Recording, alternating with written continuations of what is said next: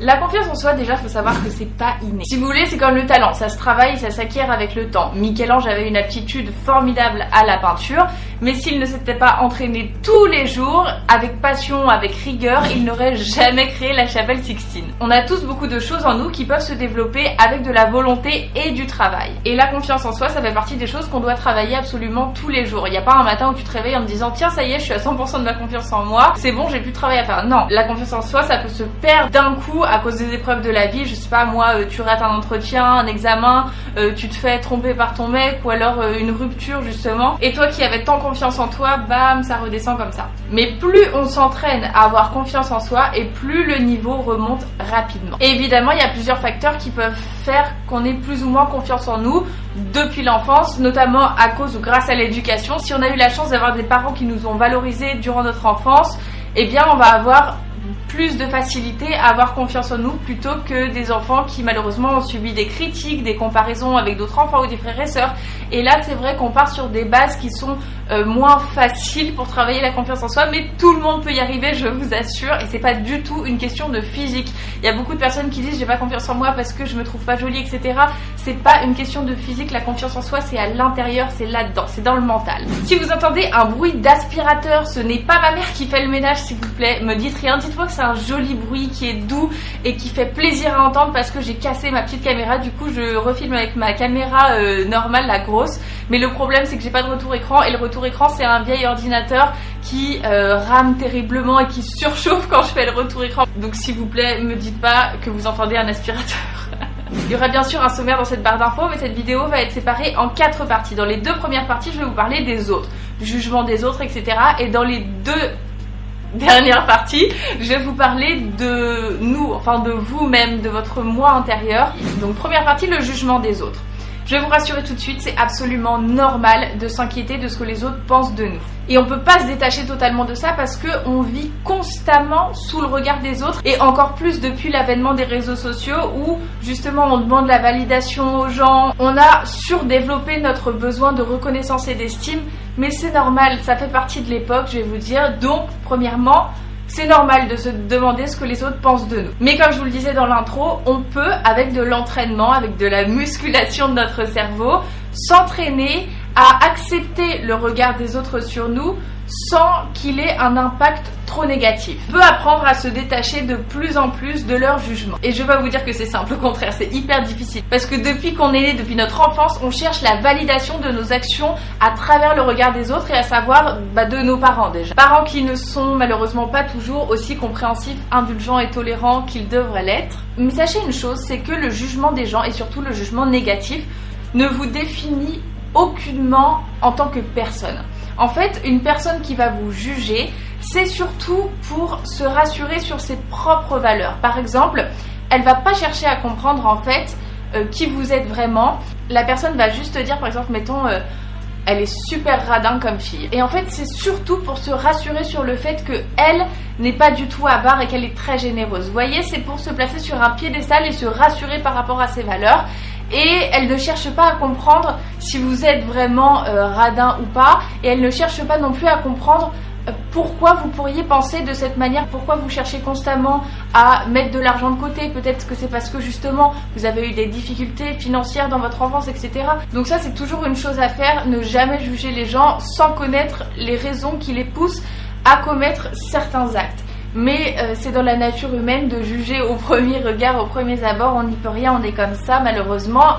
Ça se travaille aussi encore une fois avec de l'entraînement, mais malheureusement c'est dans la nature humaine de chercher à se rassurer sur ses propres valeurs en dénigrant certains comportements des autres. Donc la première chose à faire, c'est d'être au courant de ça évidemment, mais ce que vous devez absolument faire, c'est accepter pleinement que le jugement négatif d'autrui engendre chez vous des émotions négatives. On est tous des êtres qui ressentons des émotions, c'est humain. Même si certaines personnes vont vous dire non, moi j'ai pas de sentiments, j'ai pas d'émotions, elles se sont simplement forgées une carapace pour que ces émotions ne les traversent pas. Mais en fait, même une personne qui a une carapace, c'est obligé que les émotions viennent vers elle, vu que quand les émotions arrivent, elles activent la carapace. Donc ça veut dire qu'elles sont conscientes que ces émotions vont arriver là.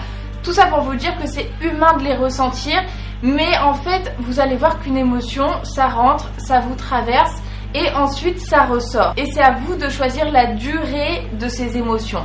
Bien sûr, quand on a un deuil, quand on a une rupture, c'est des émotions qu'on n'a pas envie de laisser partir trop vite parce que c'est une étape importante de notre vie. Donc on valorise en quelque sorte ces émotions, même les émotions négatives. Même si on se dit j'ai envie d'aller mieux, j'ai envie de plus penser à ce mec qui m'a trompé, etc.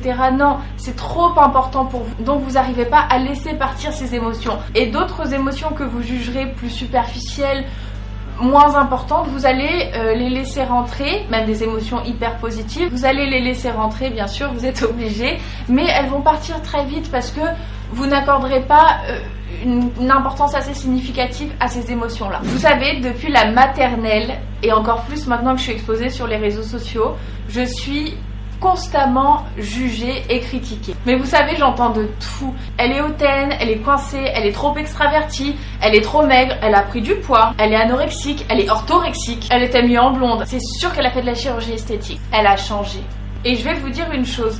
Toutes ces phrases-là, ces petites critiques, peut-être que ça me touchait au collège, mais maintenant je suis tellement sûre au plus profond de moi, de mes valeurs et de qui je suis dans la plus grande sincérité. Ces critiques-là, ça génère effectivement une émotion négative qui va rentrer en moi parce que c'est normal, mais qui va ressortir très rapidement. Pourquoi ?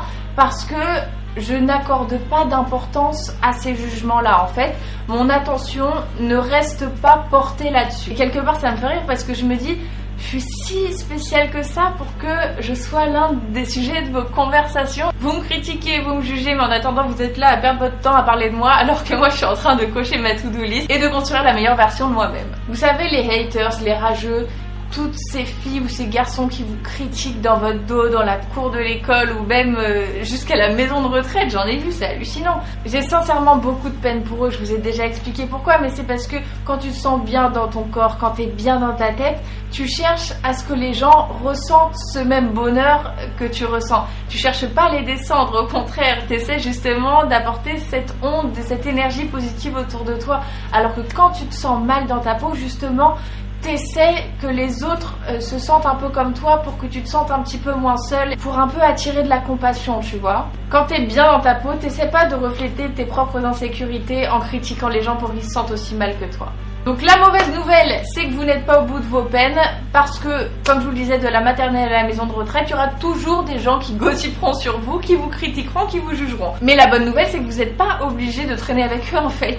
Les fake friends, les gens qui vous critiquent, etc., gardez-les loin de vous. Et si vous entendez parfois des gossips sur vous, bah c'est normal en fait, on en entend tous. Mais surtout, ne passez pas vos journées avec des gens qui vous dévalorisent. Même les plus longues amitiés, si au bout d'un moment, elles deviennent malsaines, éjectez-les, on n'a pas le temps pour ça parce que le temps c'est la monnaie la plus précieuse. C'est pas l'argent parce que le temps ça ne se rattrape pas, le temps ça ne s'achète pas, le temps ça passe et une fois que c'est passé tu ne peux pas le rattraper. Donc vaut mieux le passer avec des personnes qui te valorisent, des personnes avec lesquelles tu te sens bien et qui t'apportent le moins d'émotions négatives possible. Deuxième axe que je voulais absolument aborder avec vous parce que c'est trop important, c'est qu'on ne peut pas plaire à tout le monde. En fait, il suffit simplement que vous vous rendiez compte du nombre de gens que vous n'appréciez pas sans raison même valable, mais juste l'énergie de la personne ne matche pas avec vous. Ça peut être aussi bête que ça et vous n'avez pas du tout envie de passer du temps avec elle. C'est juste une personne que vous n'aimez pas. Vous ne sauriez pas trop dire pourquoi, mais c'est physique, c'est comme ça, vous n'aimez pas cette personne-là en particulier. Et bien si vous commencez à comprendre ça, ce sera beaucoup plus facile pour vous de comprendre qu'il y ait effectivement d'autres personnes qui pensent exactement la même chose à votre égard. Et c'est pas de votre faute, parce que regardez, les personnes que vous n'aimez pas, vous avez pas spécialement quelque chose à leur reprocher. Comme je vous le disais, encore une fois, c'était une question d'énergie, d'aura qui ne matche pas. Donc ne prenez pas ça personnellement, vous ne pouvez pas plaire à tout le monde, il y a tellement de gens qui me détestent et c'est pas grave parce que le plus important c'est de s'entourer des gens qu'on aime. Et on peut clairement pas perdre du temps à essayer de plaire à tout le monde. À quoi ça sert ? Je vais vous dire, même le Dalai Lama a des haters et des gens qui ne l'aiment pas. Donc c'est pour vous dire. Troisième axe que je voulais aborder dans cette vidéo pour gagner confiance en soi, c'est très important, c'est de se connaître et de connaître ses valeurs. Je vous disais tout à l'heure que les émotions négatives, il faut les accepter. Elles passent en nous, c'est normal, il faut accepter ce phénomène, mais il ne faut pas accorder de l'importance au jugement et aux critiques des autres. Et pour pouvoir se faire être détaché justement de ces critiques, il faut absolument se connaître et connaître ses valeurs. Quand je reçois des messages de rageux, genre tous les jours, qui me disent t'es superficiel, t'es narcissique, ceci, cela, bah, je vais vous dire, ces messages, je les reçois, c'est des émotions négatives parce que c'est des messages négatifs qui passent en moi, mais ça passe, ça ressort et ça ne me touche absolument pas. Pourquoi? Parce que je suis certaine de mes valeurs et certaine de qui je suis. Si tu me dis que je suis superficielle, je suis persuadée que je ne le suis pas. Donc si vous voulez, ça peut pas me toucher vu que je sais que cet adjectif ne me correspond pas et donc est faux. C'est juste des personnes qui t'accusent de certaines choses pour se décharger de leurs propres problèmes qui sont lourds à porter parce qu'elles savent, ces personnes, qu'elles sont comme ça. Donc elles essayent de vous redonner leurs problèmes ou alors que vous le partagez avec elles. Que je vous dis que la confiance en soi grandit avec l'âge puisque plus on vieillit et plus on est sûr de ses valeurs et de qui on est. C'est pour ça que quand on est au collège, toutes ces remarques, ces critiques et tout ça nous touche parce qu'on ne sait pas encore vraiment qui on est, quelles sont nos valeurs, etc. On se découvre à peine. Si on te dit que t'es bête en 5e, tu vas pleurer, tu vas dire il a dit que j'étais bête. Alors que si on te dit que t'es bête en 5e année de master, tu vas le regarder, tu vas dire mais il veut quoi lui, je suis super intelligente. Parce que quand t'es jeune, comme tu te connais pas encore vraiment très bien, tu te dis et si cette personne avait raison? Et si j'étais vraiment comme ça? Et plus tu grandis, plus tu apprends à te connaître et plus tu chasses les remarques complètement infondées. Quatrième axe de cette vidéo, c'est le regard que l'on porte sur soi, qu'il faut absolument changer si on a justement des problèmes de confiance en soi. La première des choses, le verbe oser doit devenir votre meilleur ami. Parce que on a tous, toutes et toutes, cette petite voix à l'intérieur qui est très prudente, qui veut vous protéger, mais qui vous rend pas forcément service. Imaginez, je sais pas moi, quand on vous propose un saut à l'élastique. Votre première réaction et votre première émotion, ça va être la peur, parce que vous allez vous dire, attention, je n'ai jamais fait ça, qu'est-ce qui peut se passer? Donc vous enfilez votre carapace humaine de protection, j'ai peur, donc je ne le fais pas. Mais le problème, c'est que si vous ne le faites pas, ça va vous enfoncer encore un petit peu plus dans votre manque de confiance en vous. Alors que si vous osez, si vous dites oui, si vous tenez tête à cette petite voix qui est trop prudente et qui essaie de vous protéger en vous rabaissant dans votre manque de confiance en vous, vous serez fier d'y être parvenu et alors vous gagnerez cette fois en confiance en vous. C'est aussi simple que ça, il y a deux choix, oser ou refuser. Le premier vous fait gagner confiance en vous et le second vous fait perdre confiance en vous. L'exemple du saut à l'élastique était un peu extrême et on peut pas vraiment s'identifier, donc prenons par exemple une peur que beaucoup de personnes ont, ça peut être de parler en public. T'as peur d'aller au tableau devant toute la classe, t'as peur de parler en public, je sais pas moi, peu importe, parler en public c'est vraiment une peur qui est commune à beaucoup de personnes. Pourquoi? Parce qu'elles ont peur du ridicule, elles ont peur encore une fois de ce que les autres vont penser d'elles et elles ont peur que les autres se moquent d'elles. Mais je vais vous dire une chose les amis, au pire il se passe quoi? Au pire effectivement vous bafouillez, vous n'arrivez pas à parler et excusez-moi de vous dire ça, je veux vraiment pas vous vexer mais on s'en fout de vos échecs. Et ça c'est un point positif de la nature humaine, c'est qu'on a tendance à valoriser les victoires et se souvenir davantage des victoires plutôt que des défaites. Par exemple, on se souvient tous de la victoire de la France en Coupe du Monde en 98 et en 2018, mais si tu me demandes des matchs où la France a perdu, je saurais pas te dire, tu vois.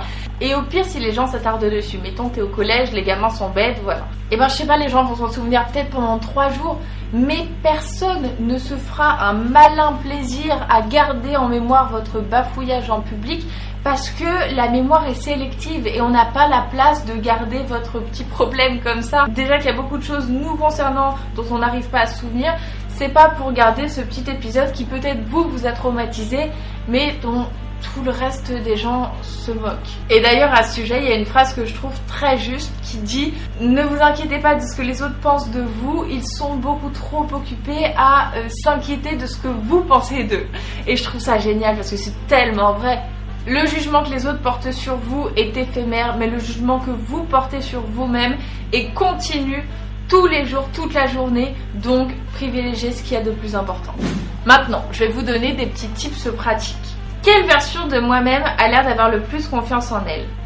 Est-ce que c'est celle-ci? Ou est-ce que c'est celle-ci?